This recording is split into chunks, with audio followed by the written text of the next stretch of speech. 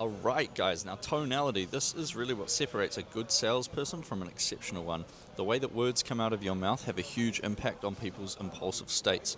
Okay, so no matter how good your product is, if you sound like a sad sack of potatoes, people will be off-put by your energy and they will search for, the product in another environment. It's the same as if you're in a shoe store and the person's really unhelpful and they don't give you the service you want, you're not going to buy your shoes there. It doesn't mean you don't want the shoes, you just don't want to buy it from that person. Okay, so if we were describing the pitch itself visually, a positive tonality would be somewhere in the same tone spectrum as that of your prospect. So if someone picks up the phone and they're like, "Hello, George speaking," you want to say, "G'day, George. My name's Jasper, and I'm just calling today from Impression Care." And so you want to match his tonality. You don't want to copy him to sound like you're taking the piss, but you want it to be in the same key.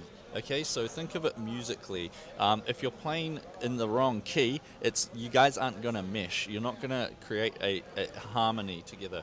So if somebody picks up the phone and they're really nice and friendly, you want to match that energy so that they feel like you're a relatable person. Okay, so it says here, do not copy them. Just compliment them through the way that you respond. Think of it like a potential customer singing a song that you need to play along to in the right key. Okay, the wrong tones can be misinterpreted, so experiment with this.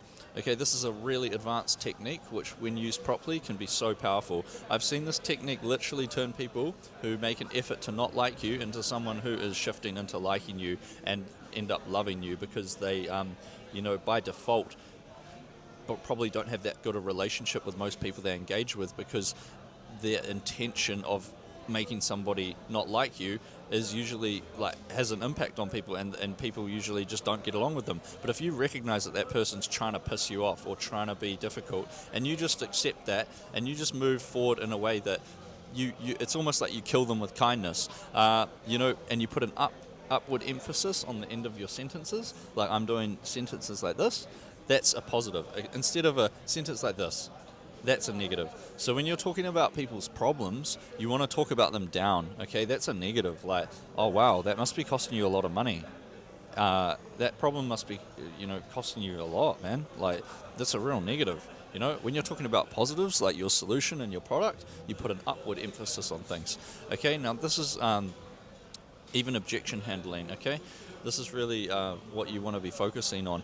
But let's say that you're positive for the whole pitch and then the customer gives you an objection and boom, you let it affect your positivity and you start to, neg out because the customer is not responding the way that you want and your tonality starts to drop off and you start to show signs of, defeat. That's when the customer is, getting the control, and you don't want that. You want to maintain the control, and you want to always position yourself in a way where your product is the answer to everything. So if they give you an objection like, "Oh, no, I'm fine, thanks," you can say, "Sorry, I'm not sure what's fine. Are you saying that the weather's fine or what's fine? Your outfit today?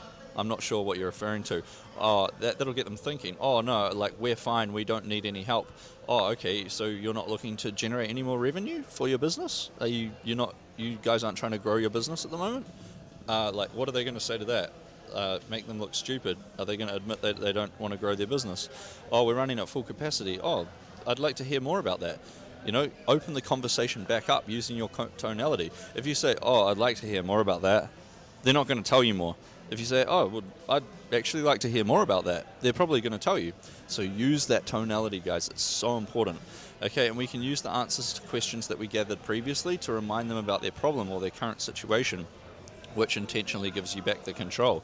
Hey, so that makes complete sense. So you're saying now's not a good time? No, it's not, sorry. Okay, I'm a little bit confused because you said that you wanted to solve this problem, and now you're telling me now's not a good time to solve it. So which one is it? What are they going to say? They've told you that they want to solve it, and now they're telling you now is not a good time. So they're either going to admit that they were lying or that they have just been genuinely wasting your time. Either way, it's going to make them look stupid. So often people, when they're given asked a question that either way is going to make them look stupid, they're going to answer it in a way that makes them sound smart, which for you means that they're going to keep the door open. Okay, so keep everything sounding super positive and you will maintain the ranks. Okay, almost positively confused if they are giving you an objection. Okay, so let's just focus on good tonality, guys.